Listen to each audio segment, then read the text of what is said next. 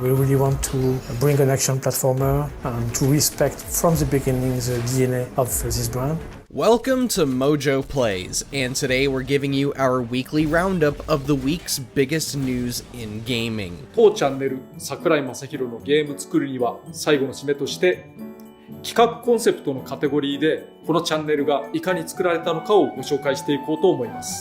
Before we begin, we publish new videos all week long, so be sure to subscribe to MojoPlays and ring the bell to be notified about our latest videos. News Bites.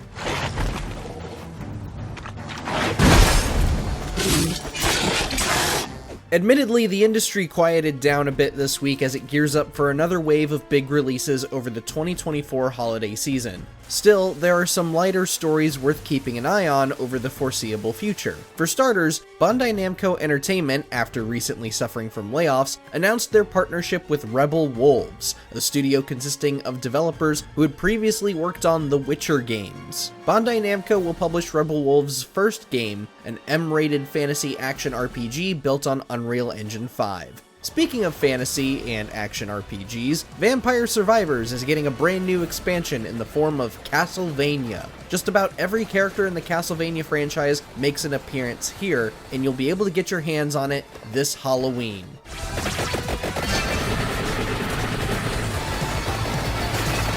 In other DLC news, or lack thereof, Insomniac celebrated the one-year anniversary of Marvel's Spider-Man 2, which launched on October 20th, 2023. Unfortunately, this celebration came with news that frustrated some fans. While the game is making its way to PC in January 2025, Spider-Man 2 will not be getting any DLC whatsoever. To be fair, this is most likely because of the often-teased Venom spin-off, which, according to the 2023 Insomniac leak, is scheduled to release in 2025.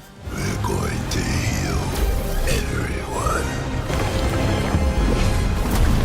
Lastly, Monster Hunter fans got a surprise announcement from Capcom in regards to the next game in the franchise. On October 28th, PlayStation Plus members will be able to play the open beta for Monster Hunter Wilds, with everyone else gaining access on October 31st. Crossplay will be fully supported on all platforms, the character creation will be completely accessible, and you'll get access to the Doshiguma hunt in a slice of the campaign.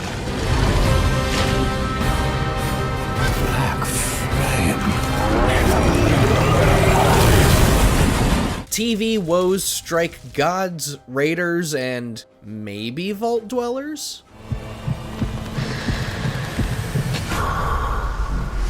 Television adaptations for video games have continued rolling out with no end in sight, but lately it's been a tad concerning. Tomb Raider: The Legend of Lara Croft made its long-awaited debut on Netflix on October 10th. Alas, reviews have not been kind to the show, which has some folks worried about the imminent Devil May Cry series Netflix has lined up.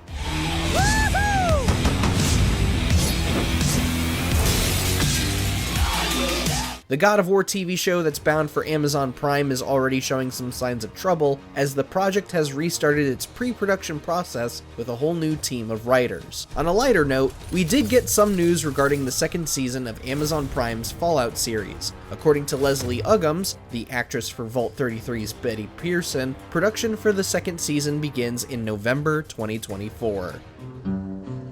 Okie dokie. Sakurais New Adventure. こんにちは、桜井正宏です。最後の動画始めます。 On October 22nd, 2024, Masahiro Sakurai, the famed creator of Kirby and Super Smash Bros., uploaded his final video on his channel, Masahiro Sakurai on Creating Games. 当チャンネル桜井正宏のゲーム作るには最後の締めとして企画コンセプトのカテゴリーでこのチャンネルがいかに作られたのかをご紹介していこうと思います。 In a 46-minute presentation, Sakurai not only detailed the production of the channel, he also announced he is working on a brand new video game. The pitch was made almost immediately after Sora capped off the DLC for Super Smash Bros. Ultimate in October 2021. And Sakurai states, quote, "Assuming we're able to get it made, it should be announced sooner or later," end quote. This news comes at a rather interesting time, as Nintendo recently began a closed playtest for a mysterious game, which leads right into our next news story. 今までご視聴どうもありがとうございました。それでは Nintendo playtest leakage. In early October 2024, Nintendo allowed players to sign up for a playtest involving an unannounced game. Well, someone was bound to leak information as to what the game is, and sure enough, we have details. A user by the name of Sky data mined the game and leaked information earlier this week. Assets discovered varied from what appeared to be mechs and vehicles, as well as flavor text that signify a character creation system. Some files even hinted at the inclusion of PvP and PvE game modes. Given Sakurai's unconventional marketing methods with previous games, such as Super Smash Bros. Ultimate, and the timing of Sakurai's final video, we wouldn't be surprised if this mysterious game turns out to be his next project. 何があるか分かりませんから、柔軟に使いたいと考えています。The physical versus digital debate rages on with decisive results again. Nintendo Switch is a home video game console. You connect it to your television to play games. As game preservation and ownership continues to be spoken about at loud volumes from YouTubers and collectors, sales data indicate a losing battle. Matt Piscatella of Circana, formerly known as NPD, revealed sales data involving PlayStation 5 and Nintendo Switch games in the US. According to Piscatella, the ratio between physical and digital sales has been skewered even more, with Nintendo Switch seeing 53% of game sales being made digitally and PlayStation 5 seeing 78%. In 2023, Nintendo Switch saw 52% of game sales being made digitally, while PlayStation 5 saw 75%. As Sammy Barker from Push Square points out, this uneven ratio could be the reason why the soon-to-be-released PlayStation 5 Pro does not come with a disc drive. Christopher Dring from GamesIndustry.biz also added sales data seen in Europe. PlayStation 5 saw only 32% of its sales were made from physical, though Nintendo Switch saw 65%, a staggering difference to its US stats. Nintendo Switch. Switch and play. Netflix suffers a major loss. What would you do if the world you knew was gone? Netflix has continued its trek into the game streaming market with a recent beta launch of its small catalog of games now being playable on smart TVs. However, this push forward has come with a major loss. On October 22, 2024, Steven Totillo of GameFile broke the news that Netflix had shut down Team Blue, its own supposed AAA studio. Team Blue was conceived to be one of Netflix's first big forays into the video game market in 2021, with key talent like Joseph Staten and Raphael Grassetti at the helm. Prior to this, Staten had served as creative director for Sunset Overdrive, State of Decay 2, and a number of Halo games.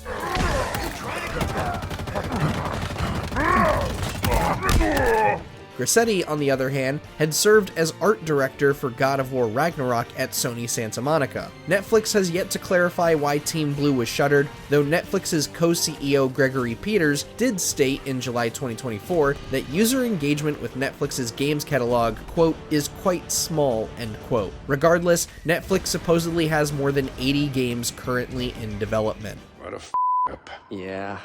I meant you. The future of Horison and Guerrilla Games.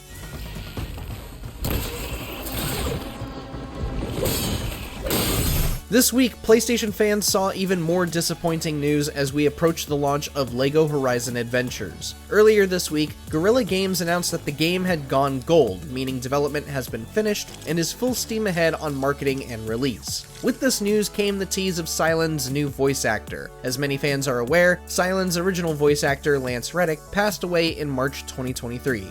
I am grateful for your extraordinary contributions.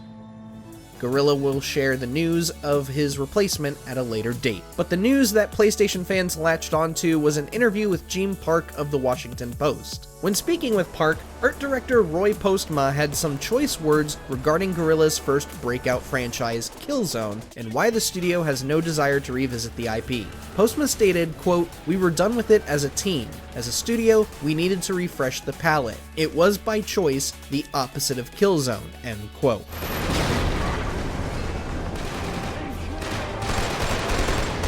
Ubisoft's troubles continue. Never stop. Fall 2024 isn't even over yet, and Ubisoft continues to be embroiled in controversy this season. Following weeks of lawsuits, strikes, and talks of selling to Tencent, Ubisoft disbanded the team behind Prince of Persia: The Lost Crown, according to Insider Gaming's Tom Henderson. So it's something very important to say that this team has made a wonderful job on still working hard to bring a top quality game. Very important to talk about them. Launching in January 2024, The Lost Crown saw critical success, but has been labeled a commercial disappointment by Ubisoft, as the conglomerate expected it to sell millions of copies, not just 1 million copies. As a result, various developers behind The Lost Crown have been relocated to other projects. While most of the team has been pushed to work on the never-ending development of Beyond Good and Evil 2, roughly a dozen were placed onto the next Ghost Recon game. Interestingly enough, another dozen were moved to Ubisoft Milan to work on something called Project Steambot, which, according to Insider Gaming, is a yet-to-be-announced Rayman remake. However, this shift has not pleased everyone, as some Ubisoft Milan staff have come forward to voice their concerns over Michel Ancel, the creator of Rayman. Despite only being brought onto the remake as a consultant, some staff have problems with Ancel's involvement due to allegations made against him in 2020 over, quote, toxic leadership, end quote. Ancel had left Ubisoft mere days before the allegations had gone public.